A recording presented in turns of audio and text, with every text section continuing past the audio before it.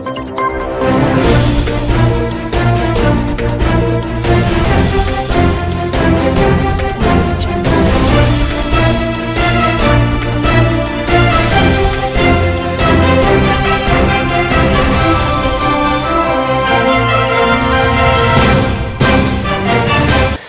est 19h, mesdames et messieurs, bienvenue dans cette édition d'information de Niata TV et voici les titres.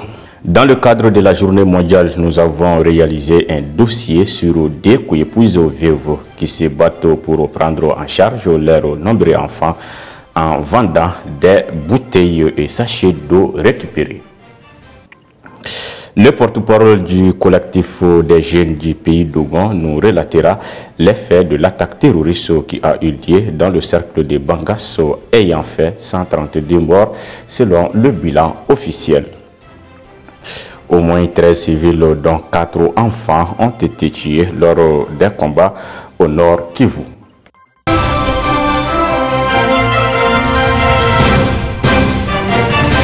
L'association pour l'autonomisation des veuves du Mali a célébré ce jeudi 23 juin 2022 la journée internationale des veuves.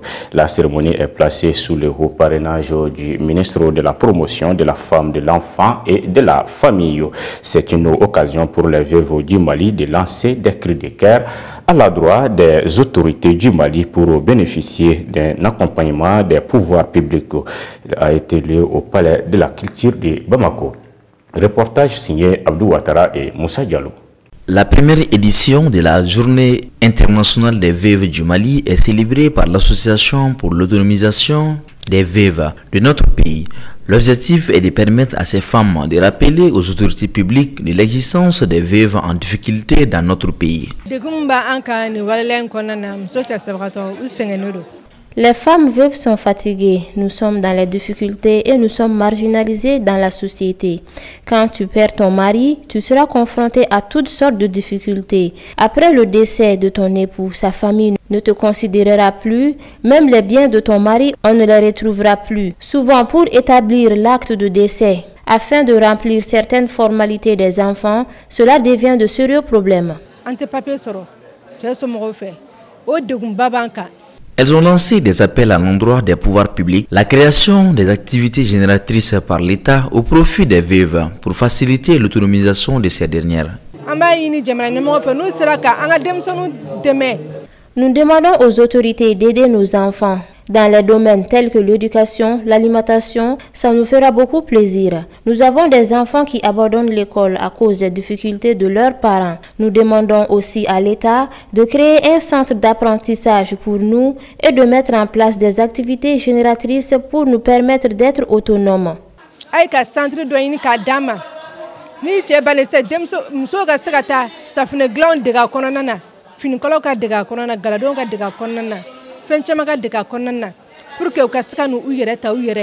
La marraine a lancé des appels aux personnes et ressources pour accompagner les femmes veuves du Mali. Le fait de donner à quelqu'un, au Mali, les choses ne sont pas faciles, mais le fait de donner à quelqu'un est sacré. Allah récompense tout bienfait. Je demande à tous les Maliens d'être solidaires l'un envers l'autre et surtout de penser aux femmes veuves et partageons ensemble avec elles le peu de choses que nous avons.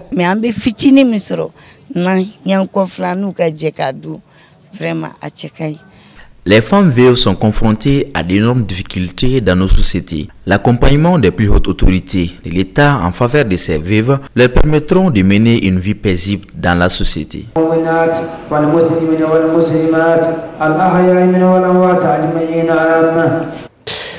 Toujours dans le cadre de la célébration de la journée internationale des veuves, nous avons réalisé un dossier dans lequel des épouses ayant perdu leur mari se battent quotidiennement pour nourrir leurs 10 enfants. À cause de leur état de santé qui se dégrade chaque jour, subvenir à leurs besoins quotidiens est devenu très difficile. Ces 2 vieilles dames ont besoin d'aide et de soutien. Reportage Aissata Maïga et Ladji Mamadou Traoré. Nala iga waritigi yene bade iga hinne yatime ula. Nala iga sanutigi yene bade iga hinne falanuna. Nala iga sambe maye wala iga hinne duguma mahula. Nebina nebanga masake huye. Mali kono masake huye. Tefoka tase doni bahuma. Foka na foloti huma. Jomi hine yatime de huna. Jomi hine falanu huna. Jomi hine yatime hula. Jomi hine chesa musula. Omi wele bila mumini huma. Jomi hine yatime hula. Jomi hine falanu huna. Iki miri gada yorola. Assita Diarra et Oumou Diarra sont deux co-épouses qui ont perdu leur époux il y a de cela 2 ans. Elles nous parlent de leur cher époux, devenu aujourd'hui un beau souvenir pour elles.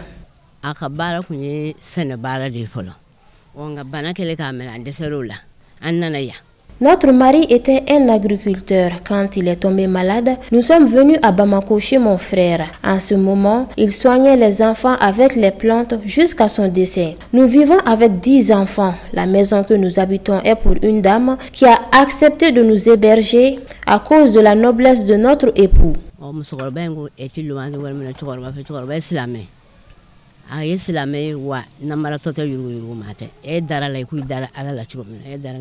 Malgré leurs âges très avancés, les 2 vieilles dames surviennent aux besoins de leurs nombreux enfants en vendant de vieilles bouteilles récupérées ainsi que des sachets d'eau.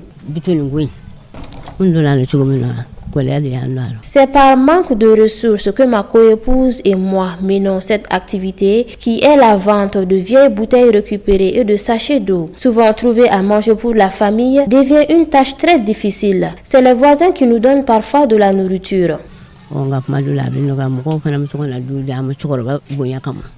Les 2 coépouses, à cause de leur état de santé qui se dégrade de jour en jour, n'arrivent plus à joindre les 2 bouts.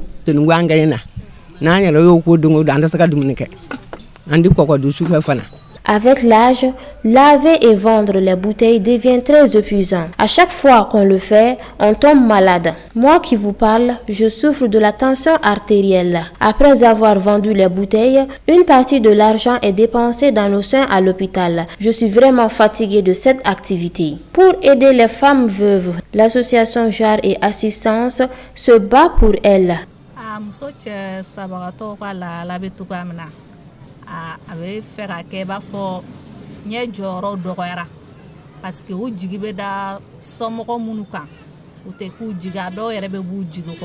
Nombreuses sont les veuves qui n'ont pas le soutien de leurs proches. Parfois, elles sont même chassées par les parents de leur époux. À travers mon association, j'essaie de les aider. Mais nos moyens sont limités. C'est le groupe audiovisuel Nyeta qui nous appuie surtout pendant les fêtes. J'aimerais apprendre aux membres de mon association la savonnerie, mais pour le moment, on n'a pas les moyens.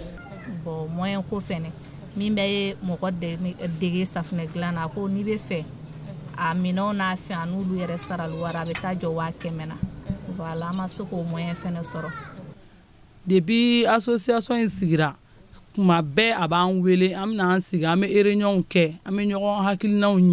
l'association est d'une aide précieuse pour nous, car on se soutient moralement et notre présidente fait vraiment de son mieux pour nous aider. Venir en aide aux femmes veuves, tel est l'appel lancé. Je demande aux personnes de bonne volonté de nous aider, car ce n'est vraiment pas facile pour nous. Beaucoup ignorent la journée des veuves dans notre pays, contrairement au 8 mars. Je demande à toutes les personnes de bonne volonté de venir en aide aux femmes veuves et aux orphelins et se préparer ainsi une meilleure place dans l'au-delà.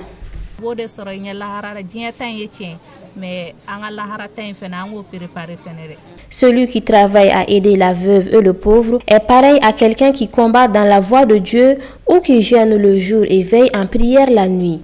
C'est donc une obligation pour tout musulman de venir en aide aux femmes veuves afin d'avoir la grâce d'Allah qui est immense.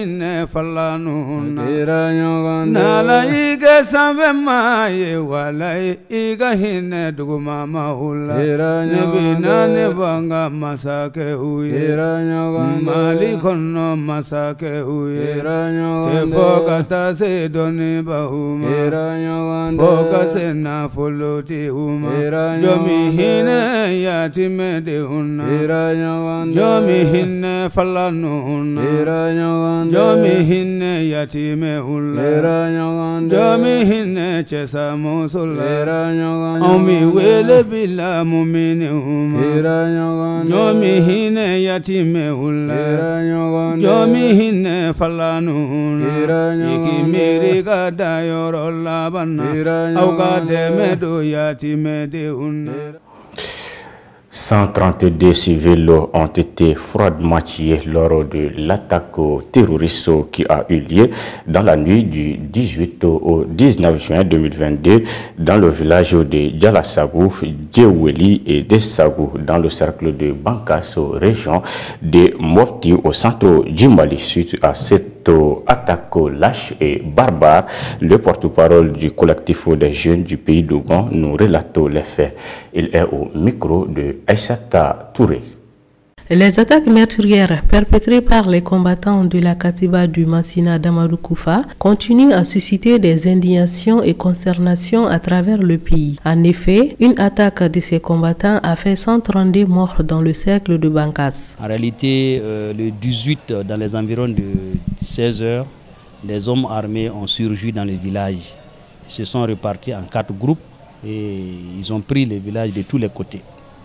À l'intérieur, maintenant, ils ont commencé à saccager les magasins, à mettre du feu sur les véhicules. Et en plus de ça, ils ont aussi arrêté beaucoup de personnes. Ils les ont fait sortir du village et après, c'est leurs corps qui ont été retrouvés.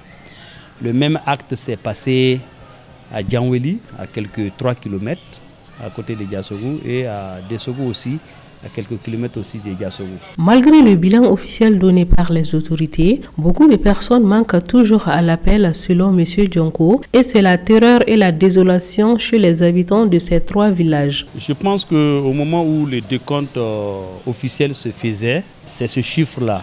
Mais en réalité, beaucoup de personnes manquent à l'appel. Et on n'a pas encore retrouvé leur corps, mais on ne les a pas aussi physiquement vus.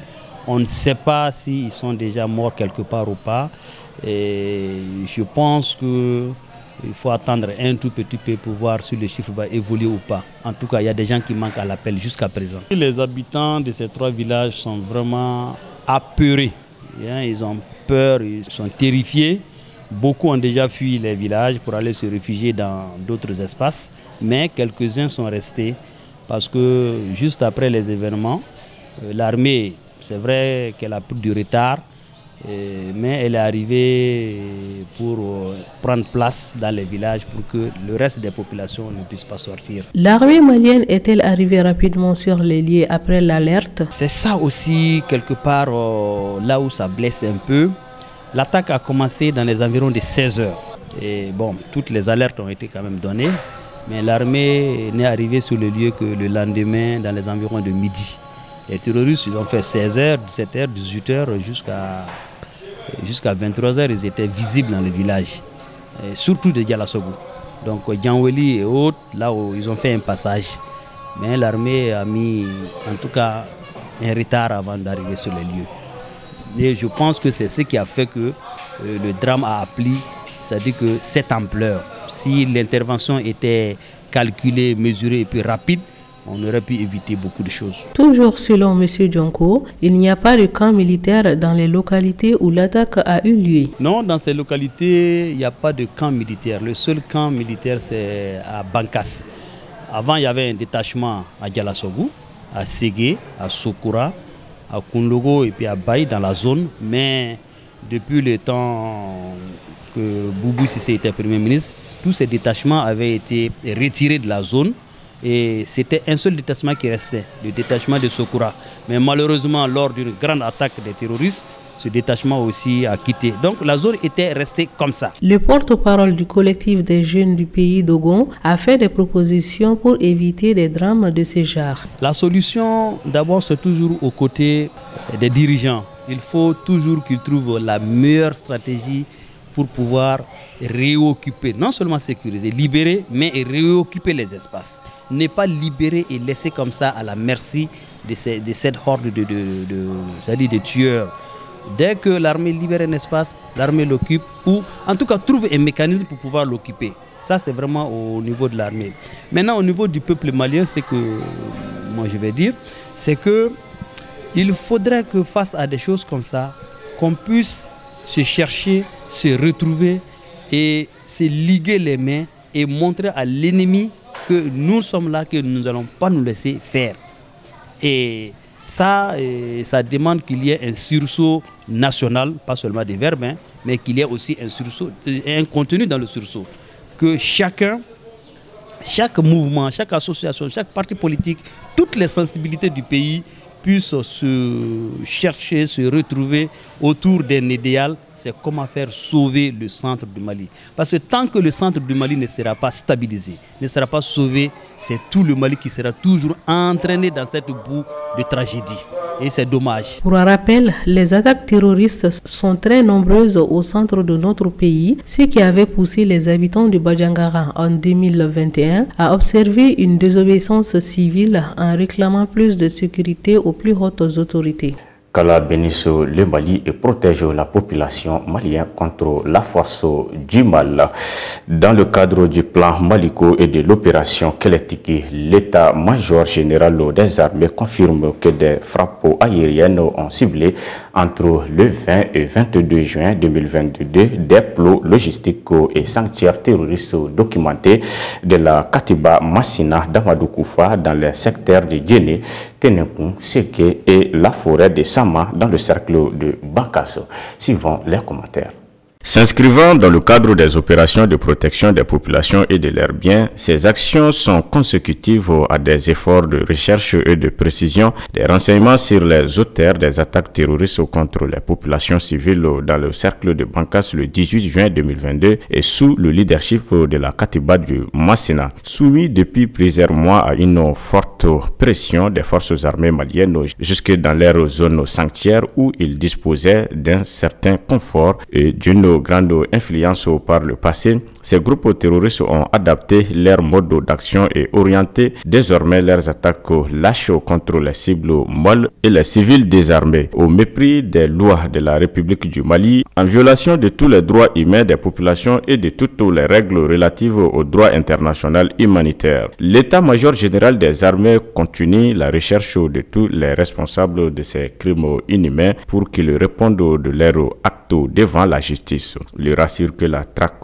des assaillants continue dans le cadre du plan Maliko et de l'opération Keletiki et que les FAMA rassureront pleinement leur mission de défense de l'intégrité territoriale et de protection des personnes et leurs biens. L'état-major général des armées rappelle que les FAMA restent engagés et respectueuses des strictes règles d'engagement qui encadrent leurs actions.